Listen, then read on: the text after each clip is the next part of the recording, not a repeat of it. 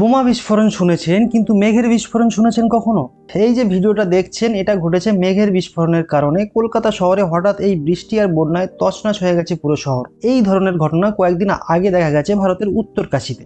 শহরের এলাকায় এমন ঘটনা জলাবদ্ধতা তৈরি করে, যার কারণে নোংরা নর্দমার জল বৃষ্টির জলে মিশে বিভিন্ন রোগ জীবাণু ছড়ায়। কিন্তু পাহাড়ি অঞ্চলে এই ঘটনা ঘটলে জলের স্রোতের সাথে বড় পাথর এবং কাদা জল নেমে এসে বিপর্যয়ের মাত্রা অনেকটা বাড়িয়ে দেয়। 1 ঘন্টায় 100 মিলিমিটার বা তার বেশি বৃষ্টিপাত হলে এই ঘটনাকে ক্লাউড ব্লাস্ট বা মেঘ ভাঙা বা মেঘের বিস্ফোরণ বলে। আপনার মনে হতে পারে এটাকে তো আমরা অতি ভারী বৃষ্টিও বলতে পারতাম, কিন্তু অতি ভারী বৃষ্টি আর ক্লাউড ব্লাস্টের মধ্যে একটা পার্থক্য আছে। ক্লাউড ব্লাস্ট হয় ছোট্ট এলাকায়, যেমন কলকাতা ও পার্শ্ববর্তী এলাকা।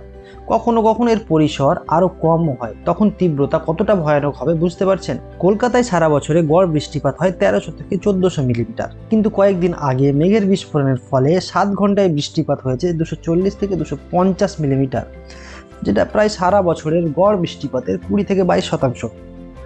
এমন ঘটনা সাধারণত বর্ষাকালে ঘটে, যখন মৌসুমী বায়ু জলীয় বাষ্প সংঘটিত করে। তখন এই জলীয় বাষ্প কোনো পাহাড়ে বাধা পেয়ে ছোট্ট এলাকায় ঘনীভূত হয়ে যায়, বা উষ্ণ বায়ু ঠান্ডা বায়ুর সংস্পর্শে আসে, তখন এই ঘটনা ঘটে। যদি পূর্বাভাস পাওয়া যেত, তাহলে আগে থেকে সাবধান হয়ে বিপর্যয়ের মাত্রা একটু কমানো যেত। কিন্তু অতি ভারী বৃষ্টির পূর্বাভাস পাওয়া গেলেও কোন এলাকায় ক্লাউড ব্লাস্টিং হবে তা অনুমান করা একটু কঠিন। আবহাওয়াবিদদের মতে এক্ষেত্রে ডপলার রাডারের সাহায্য নেওয়া যেতে পারে, কারণ এটা বেগ সম্পর্কিত তথ্য দিতে পারে, কিন্তু হিমালয় সংলগ্ন এলাকায় এই রাডার নেই।